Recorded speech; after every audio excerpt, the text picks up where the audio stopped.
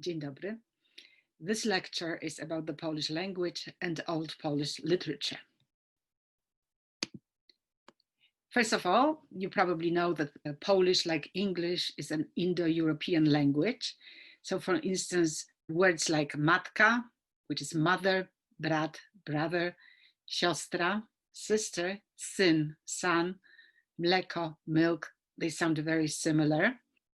This is Poland. And all of this area is marked in orange as Polish language belongs to Slavic languages. We have one of the subgroup of this Indo-European languages, Slavic languages. English, together with German and other like Norwegian, Swedish, belong to different subgroup, which is Germanic languages. I already mentioned that the Polish language is a Slavic language. Not only it's a Slavic language, but it's also a Western Slavic language. And the Western Slavic languages are languages like Polish, Czech, and Slovak, but also Kashubian. Kashubians are a minority in Poland around the Gdańsk area, and also Sorbian. We have Lower Sorbian and Upper Sorbian, as a matter of fact, and Sorbs live here in Germany. These were the Western Slavs. Eastern Slavs, and as you see, the territory where they live is the largest Slavic territory. Most Slavic people live in these territories. It's Russian, Belarusian, and Ukrainian. And then we have the Southern Slavs and the Southern Slavic languages, and we have languages such as Slovenian, Croatian, Bosnian, Serbian, Bulgarian, and Macedonian. It is believed, it's a theory, that the Slavic people once lived together and they have one language, and when they lived together, they lived in this part of Europe, which is southern eastern Poland and western Ukraine. So they lived here, and between the 6th and the 9th century, they started moving west, moving south, and moving east. And as a result of these migrations, we have the development of different Slavic languages and different Slavic cultures. The languages share about 60% of the vocabulary. However, sometimes the similarities in vocabulary could lead to misunderstandings, as words might mean something different. And for instance, in Polish, lubić means to like. And in Serbian, we have very similar word ljubiti, but it means to kiss. And in Polish, laska means a cane, and in Czech, laska means love. But before the Slavs lived in these lands, a lot of different people and cultures were present for thousands of years in these lands.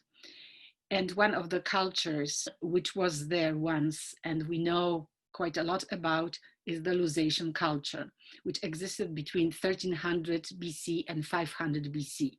This culture existed in the area of today's Poland, of most of today's Poland, with the exception of Mazury, as well as in the parts of the Czech Republic, Slovakia, Western Ukraine, and Eastern Germany. And we have in Poland this great archaeological site. It's called Biskupin. What is Biskupin? Biskupin exemplifies the Lusatian culture, the culture, as I told you, which predates Slavs. And this is what we have there. We have the remains of a later Bronze Age or early Iron Age fortified settlement. These remains were discovered in 1930. This, what you see here, are not these remains. This is the reconstruction of that settlement according to what was found in archaeological digs. Now it's an open air museum. You can visit. I visited a year ago. And we know that the settlement was on an island connected with the mainland with the bridge. for security purposes. When they were threatened, they could have get rid of this bridge, destroy the bridge, and then they would be more secure. You see fortifications. We have this defense rampart. We also have a wooden palisade and a breakwater here. And the settlement itself consists of 12 long houses, wooden houses. You have streets between them, and you have one street which went all around the settlement. Also, there is a meeting place right here, and there is the gate. Where is it located? It's located right here. You can see Biskupin right here in Great Poland, not far from Gniezno, and Poznań, both identified as first capitals of Poland. And these long houses, they're really quite spectacular, I have to say, with large porches. And here you see some pottery, which is reconstructed pottery from the times of this Lusatian culture. We know quite a lot about their farming, and for instance, plants which they cultivated were such plants as wheat, broad beans, lentils, chickpeas, flax, and millet. We also know how they buried their dead. They burned them, and then they buried them in urns. Moving forward many hundred years to 966, when Mieszko I accepted Christianity. And in this painting, which is by Jan Matejko, late 1800s, that's how he envisioned Christianization of Poland. There's a lot of symbols in this painting. Of course, the cross being the most significant, the biggest of them. And here people are getting baptized. Here also what Christianity brought to Poland brought different new, more technologically advanced forms of farming. But we also have in the center, we have a person reading a book, because Christianity also brought to Poland the way of writing down the language. Christianity brought the Latin language to Poland, but then on the basis of this Latin language, Polish letters were developed.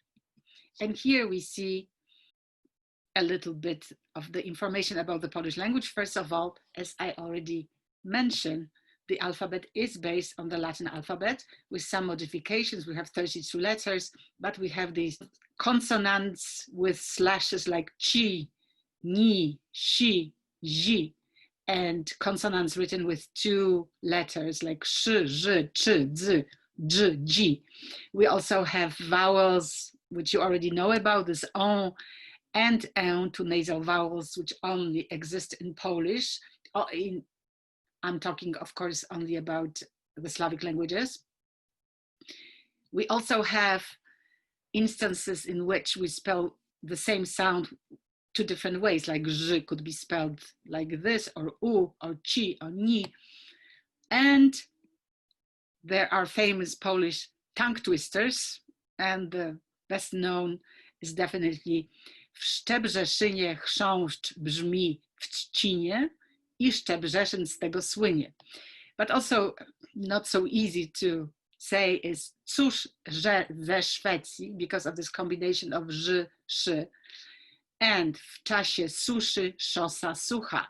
Here we have s, szy, and do we have si? We do, w czasie. And the last example comes from a Polish comedy, Jak rozpętałem II wojnę światową. It's one of these cult comedies, how I started the Second World War. And one of the main characters is asked by a German soldier for identification, and he gives him this Grzegorz Brzęczyszczykiewicz as his name. And the place where he is from is Chrząszczy-Żewoszyce. As far as the Polish grammar goes, the Polish language has 2 numbers, singular and plural, 3 tenses, meaning past, present, and future, 3 genders, masculine, feminine, and neutral, but doesn't have any definite or indefinite articles.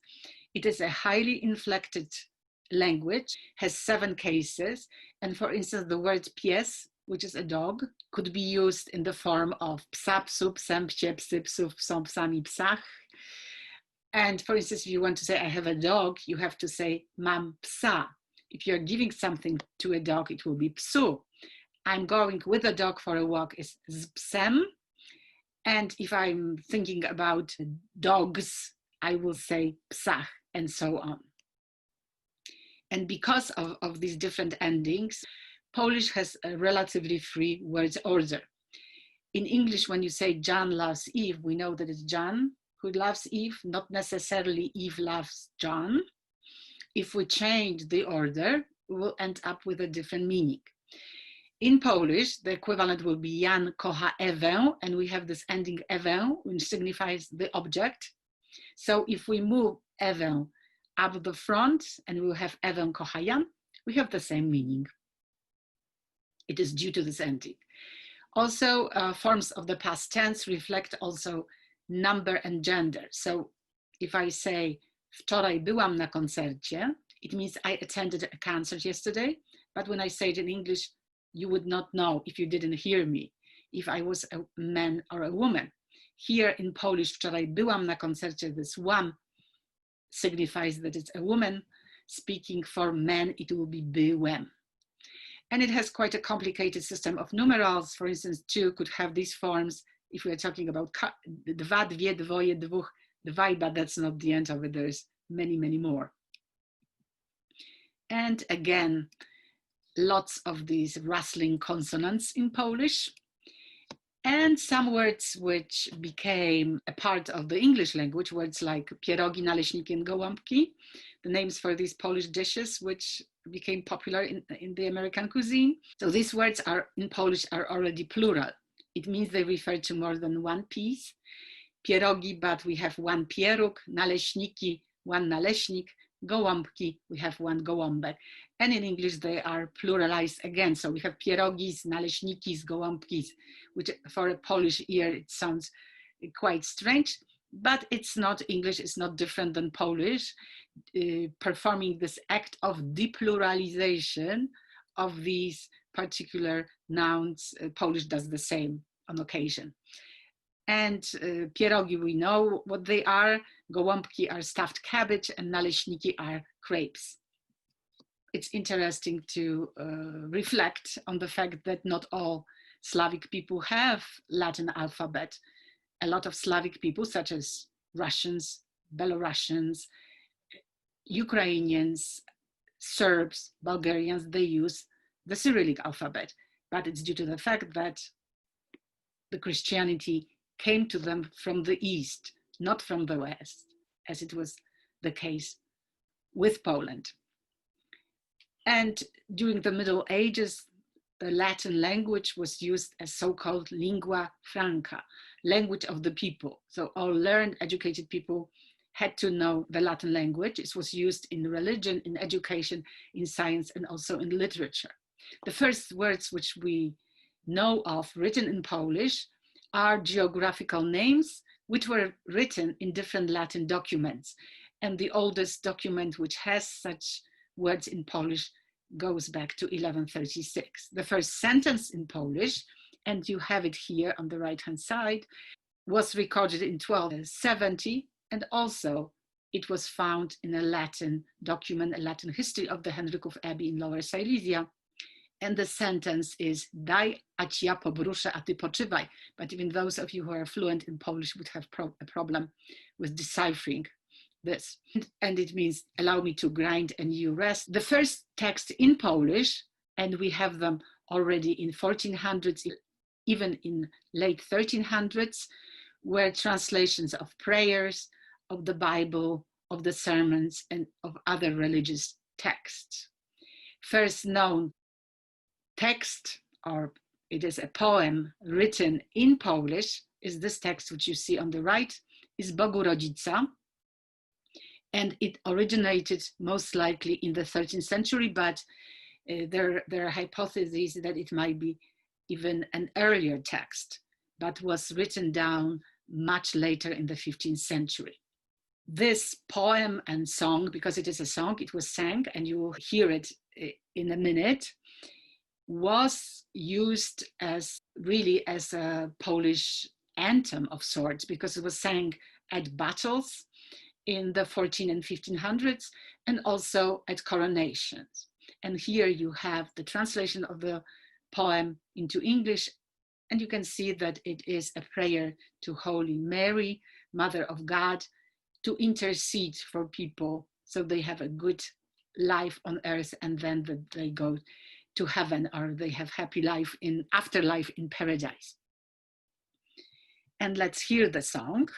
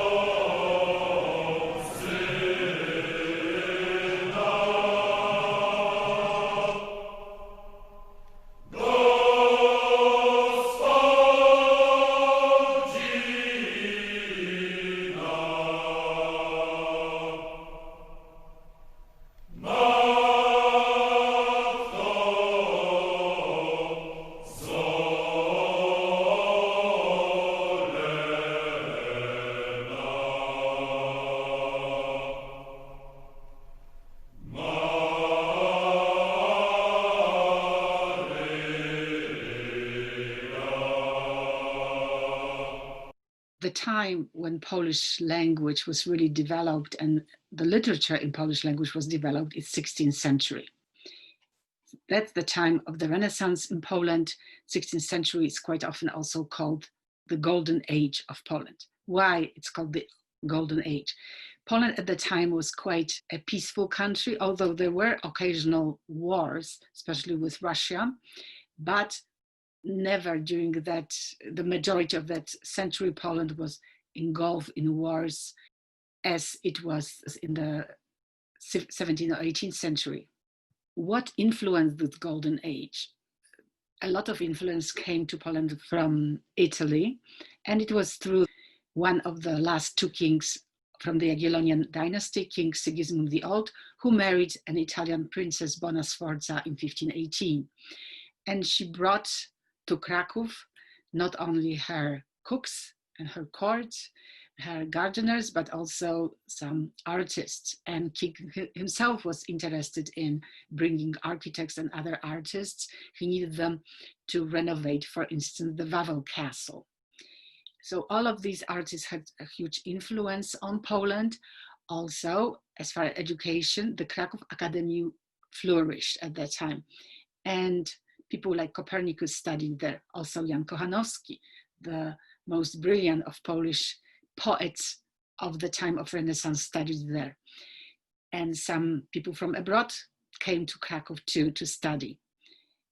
Polish gentry, young gentlemen, not only studied in Kraków, but then traveled to Italy for education. It was sort of like a thing which they needed to do to be accomplished person of that time.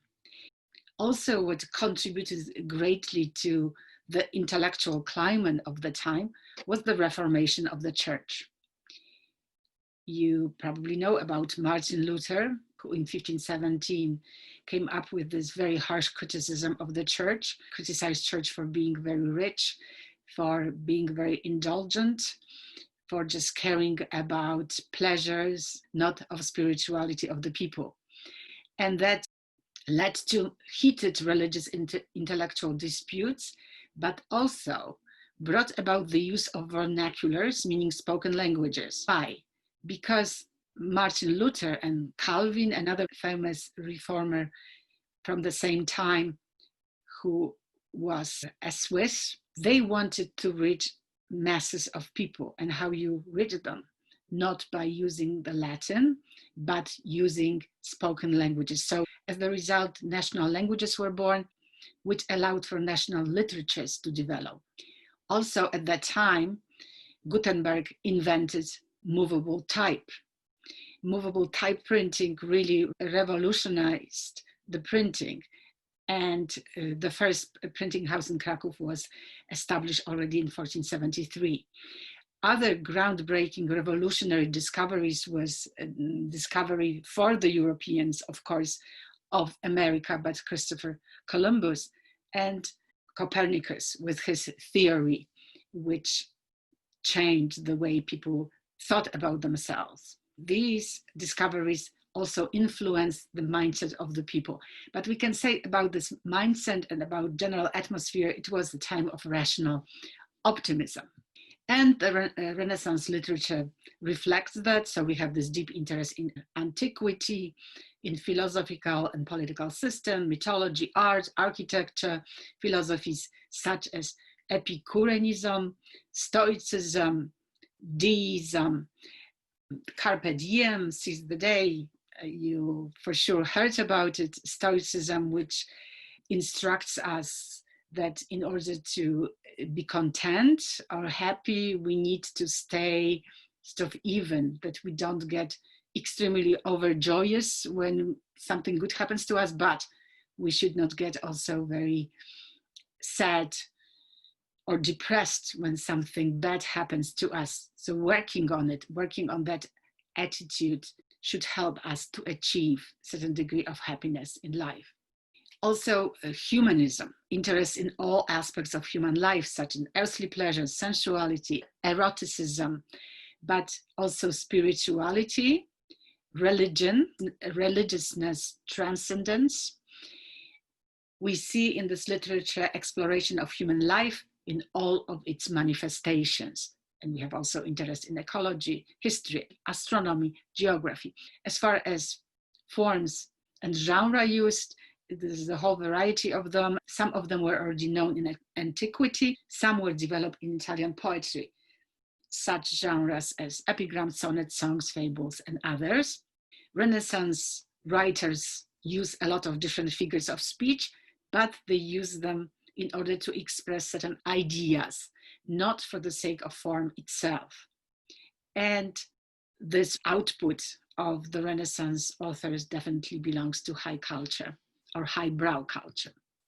One of the first great writers who decided to write in Polish was Mikołaj Rej. He didn't have a very good education, meaning a very good education at that time would be being educated in Italy, in addition to being educated in Krakow Academy. He was mostly self-taught, and he wrote fables, he wrote satires. And when we read this text today, we still can enjoy them because they quite often are humorous, they are witty, they have a lot of interesting information and observation about life, human nature, and so on.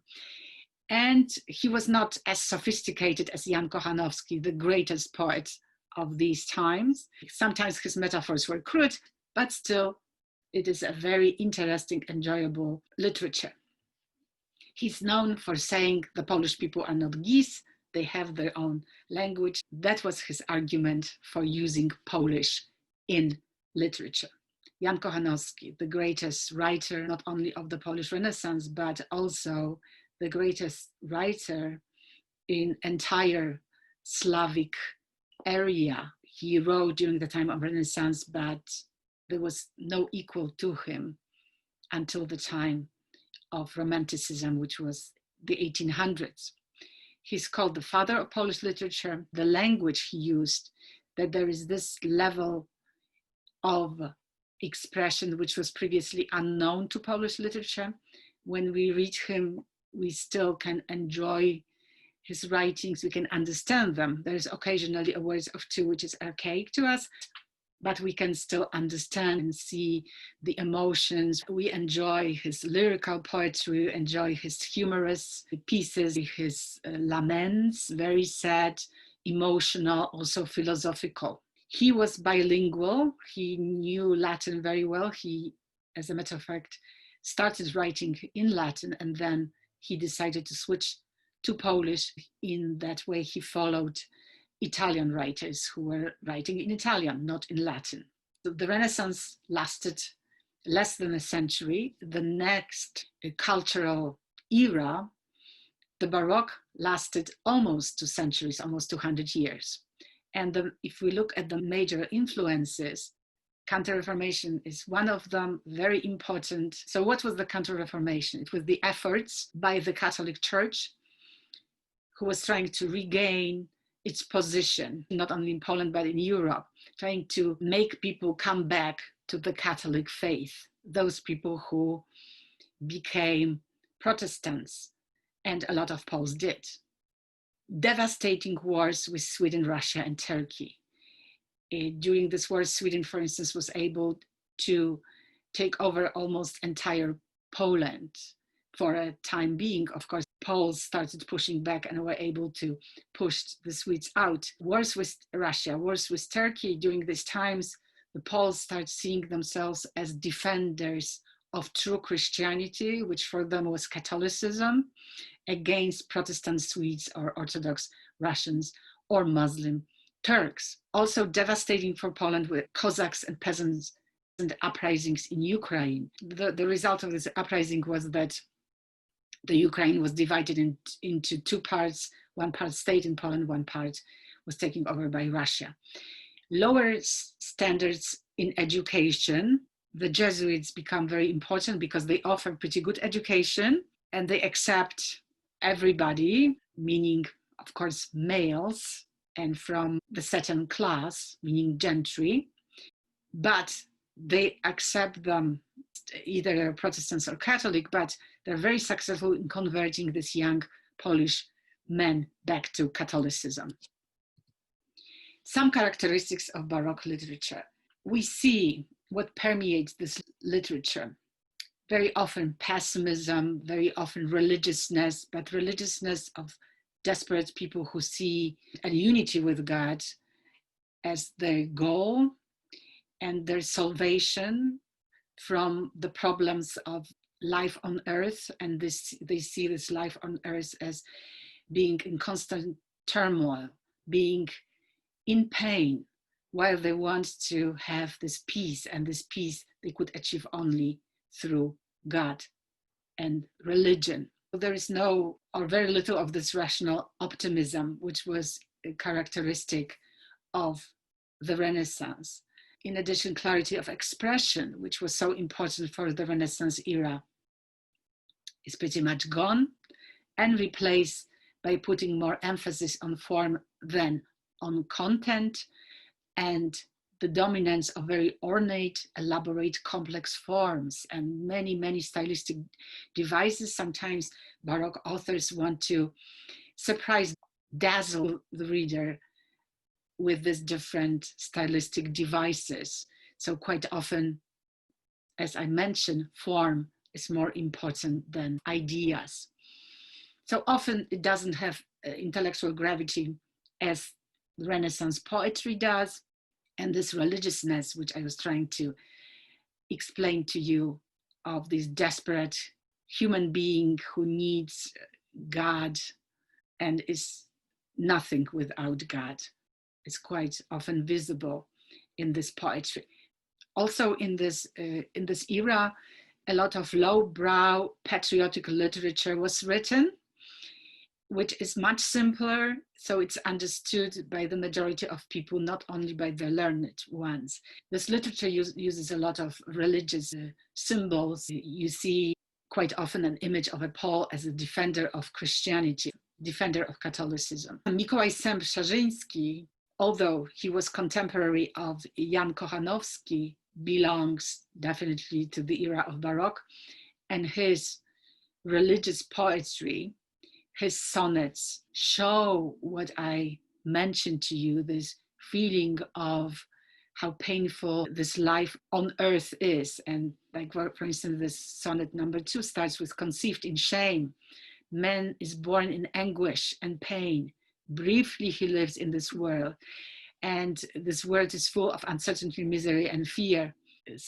Salvation could be brought by this unity and peace, which he longs for, unity with God. O Lord, give it to us. Let us have too what you demand and give it back to you. If we look at these two lines, and if we compare them with what Kochanowski wrote during the time of Renaissance, he also expressed in some of his poems gratitude to God for this beautiful, purposeful world. But this world was understood as world created for human being to enjoy, to use. He expressed gratitude, but it was gratitude of a very self-assured man. Here, it is also a gratitude, but it's also a lot of desperation. Another sonnet on the war we wage against Satan, the word, and the body. And here, Szarzyński is talking about how peace is our happiness, but we have to struggle. And we struggle because Satan, the word, and our body, our flesh, with different desires, conspire against us. Conspire against us, meaning that we have to fight them in order to be saved, that our fate in afterlife is not damnation, but salvation. So at the end, he said, put me by your side, then I will safely wage war and win a lasting victory. But a lot of Baroque poetry is very much focused on this dazzling, surprising form. And this is a very good example of such poetry by Jan Andrzej Morsztyn. And the title itself is Puzzling to a Corpse. And it's a sonnet. And it is a comparison of a situation of a man who is in love with a man who is dead. And it's one of these poems that we don't really know where is it going. And at the end, we find out that our author believes that it's worse, or wants us to believe that it's worse to be in love than to be dead. And of course, most of us would not agree with this statement. Also from the time of Baroque come these memoirs of Jan Chryzostom Pasek. His memoirs were not published during his lifetime. They were published about 200 years later, almost 200 years later.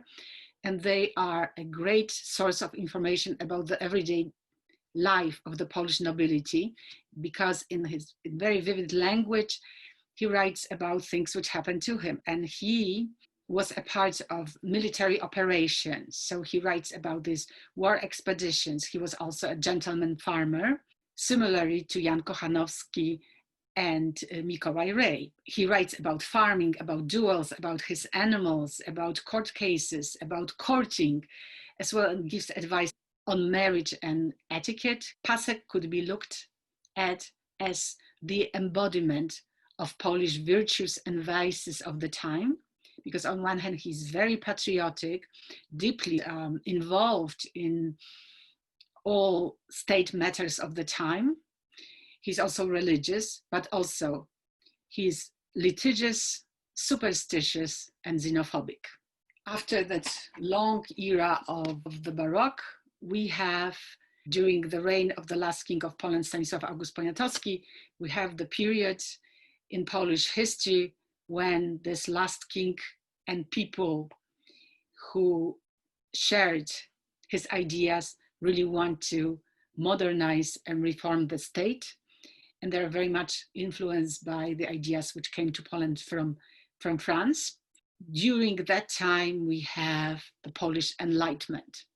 The Enlightenment is called the Age of Reason because it advocated supremacy of reason and logic and scientific approach to the problems of the human being. So if we compare it with Baroque, which was very irrational, it's completely different.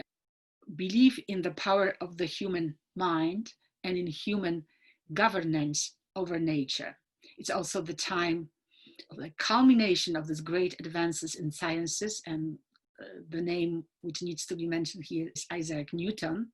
And these huge advances in the sciences resulted also in different attitudes towards religion. And Enlightenment undermined the authority of the Catholic Church, but at the same time, it was not anti-religious. And it's interesting that among these people, these reformers who surrounded the king, were clergymen, among the greatest of them. And these reforms, they of course, among them, the May 3rd Constitution, but others was great reform of education, and Poland at that time created the very first in Europe Ministry of Education. Also, Poland at that time had the very first public library in Warsaw. This library sadly burned during the Second World War. In arts, very similarly to the Renaissance, the Enlightenment exhibited the classical taste for harmony. And in literature, it catered again, like Baroque, certain segment of Baroque really catered to the masses. Here, Enlightenment catered to the elites. So the projected recipient of this poetry needed to know certain literary conventions in order to fully appreciate these works, used literary forms known and used in antiquity and later popular during the Renaissance, such as ode, sonnet, fable, and so on, advocated restraint in the way of expression and adherence to conventions and rules in poetry. The Polish poetry of the time has quite often didactic aspects. Some poets like Ignacy Krasicki made it their goal to educate and entertain at the same time, wanted to fight superstitions, advocate reforms of education, reforms of the state, advocate also use of common sense and reason. And they criticized the blind following of foreign fashions, especially that would be French or German, and of national vices, such as drunkenness and litigiousness. And we see these in the writings of Pasek. And here's the portrait of Ignacy Krasicki, who was a bishop called Prince of Poets. And this is literature which we still can enjoy today. This is one of his fables, a very short piece. And in fables, quite often we have some kind of a moral lesson at the end. The lamb and the wolves. Whoever seeks to conquer will always find an excuse. Two wolves in the woods were stalking a lamb that got loose. They were about to tear it apart when the lamb said, "By what right? You are tasty, weak, and in the woods." They ate it up in one bite. If we look at this fable, we could see really a prophecy about Poland. Poland, which was tasty, weak, and in the woods, metaphorically speaking. And that's why it was partitioned by these three surrounding countries, which were powerful, ambitious, and wanted to expand their territories. At the time when these great writers of Old Poland, such as Krasicki, Kochanowski, or Ray, or Sęp-Szarzyński, lived, there was no Nobel Prize in literature. The first year when Nobel Prize in literature is awarded, it's 1901. And I would like to end this presentation with just bringing to your attention 6 Polish Nobel Prize laureates. And altogether, as you can see, 116 people were awarded these awards. Only 15 out of them are women.